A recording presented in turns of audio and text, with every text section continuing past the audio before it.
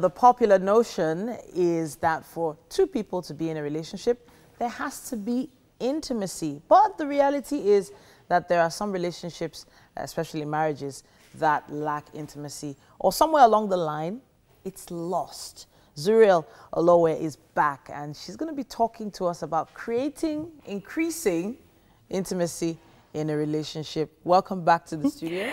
Good morning, and yes, it's awesome to be back this morning. Okay, so last week we talked about love language. So now I guess this is kind of one of the aspects of love language here, intimacy, which kind of relates to touch. But I know a lot of people just make reference to intimacy when they want to find another word for intercourse. So is intimacy something beyond just intercourse? Yes, intimacy is beyond intercourse. Intimacy is about friendship. Intimacy is about accepting you for who you are. Okay. Intimacy is about enhancing our fun, enhancing the play in our relationship. Intimacy is about understanding ourselves. When there is an issue, we're able to resolve the issue without allowing it escalating beyond the normal. Intimacy goes beyond intercourse, and I think that's one of the major mistakes a lot of people tend to do in their relationship, or rather some people tend to do in their relationship when they limit intimacy to just the bedroom. Okay. Intimacy, it's about when you are outside with your partner, how do you relate? It's about communication. It's about, play. So it's just about how you want to build your relationship, enhance your relationship, and just make it stand out. Okay, so, intimacy feels like a word that people don't really like to use much because I feel like it gives some people some sort of pressure. They feel pressured to be intimate in particular areas towards their partner. So, for instance, there's some aspects of maybe the person's past or something like that that they don't feel like sharing. Does that mean that they don't want to be intimate with that partner? Well, it does not mean they don't want to be intimate with that partner. It just simply means that from that past, it's either they have not healed from that past, or they're just not been able to go back to the dark room where they can walk through the process of that past.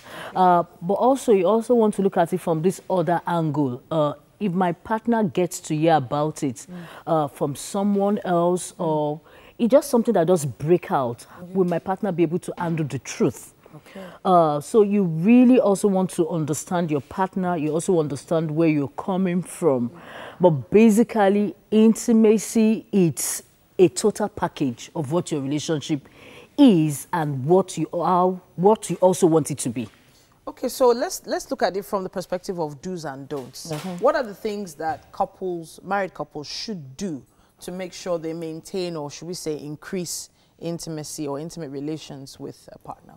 Well, every couple needs to define what intimacy means to them. And because it's now two people coming together to form a new nation, to form a new home. So you need to identify what intimacy means to you. So you also need to talk about it, how you want your relationship to be. For some people, intimacy for them starts and ends in the bedroom. Okay. For some people, intimacy for them starts and ends in the living room. Okay. So where yourself and your partner comes together and align your perception about intimacy, what you want it to be, how you want it to flow, matters a lot. For some people, they can't stand, for them to be intimate with you, they can't stand a partner who is dirty. Is a turn off for them. For some people, they can't stand a partner who snores. So it's a turn off for them. So you need to know what your partner wants in your relationship and how you both can work together to make it fun for yourself. Okay, so I like the way you sort of delved off there. I've read online that hygiene is a big issue for a lot of people when it comes to intimacy. So they get turned off if they meet someone who doesn't shave, even if it's the beard we're talking about, not even other intimate areas, which is also a very big issue. Maybe some people don't like a sweaty partner, etc., etc.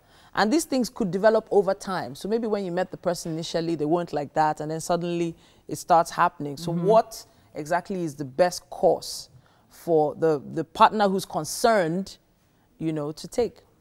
You need to talk about it. I've once worked with a couple who had these issues, and I think where the wife went wrong was when she just felt she needed to buy those things for her partner. And she went to the supermarket, got some things, you know, some body deodorant and every other thing for the partner and gave to him. He felt insulted. Okay. For him, he felt if he had a challenge with what was happening with me, you needed to sit down and talk about it with me. So you need to study your partner. For some other person, they may not have an issue with it if you just decide to go get them shaving stick and or whatnot and give to them. But you need to discuss it with your partner. And sometimes you have people who just overlook it while they are cutting, believing it's going to get better, or okay, once I get married to this person, I'll take control. No, you don't take control of someone else's life or someone else's space if you have not discussed it with that person, so the person know the challenge or the issue and you both work with it. Okay, so then I want to go a little to the extreme now with the actual activities that happen in the bedroom. Now, there are some certain things some people, when they were brought up, let's just say they were brought up in missionary homes. Let's put it that way. And when they got out there, they realized that, you know, there was a whole different ball game out there. And, you know, that has probably affected their relationships. As quickly as possible, how do people address that kind of issue? Such issues should start from courtship. Okay.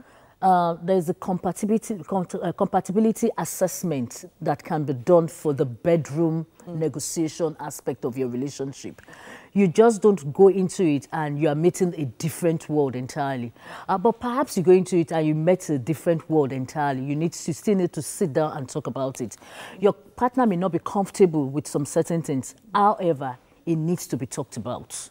I have to say a big thank you to you one more time. Thank you so much, Zuriel, for coming to talk to us.